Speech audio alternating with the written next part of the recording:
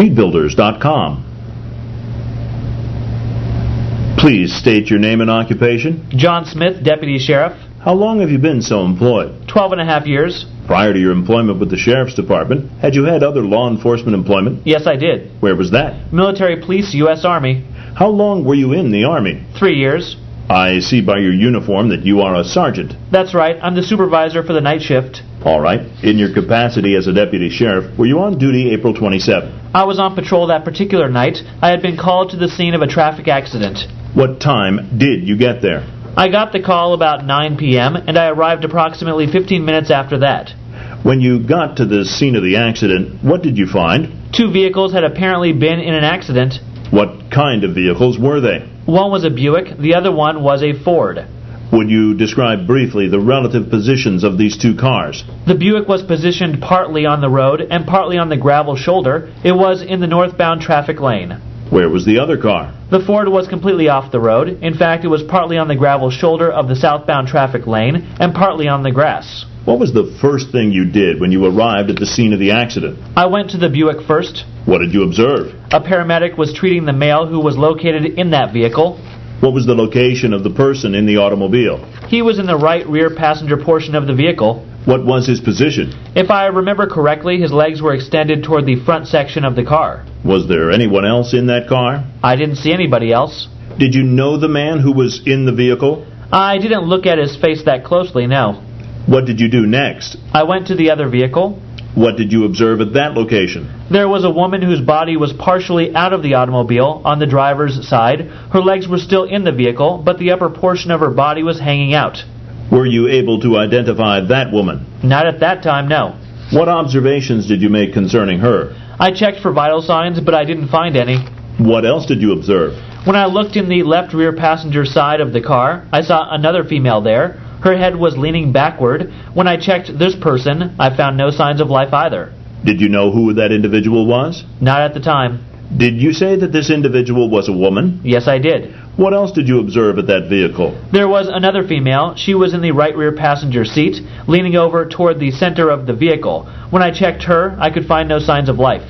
Did you check for a pulse? Yes, I did. Did you observe anyone else in that vehicle? There was a person sitting in the front passenger's side. He was being treated by the paramedics. Was that individual male or female? That was a male. Did you observe anyone else? There was another male. He was lying on a stretcher.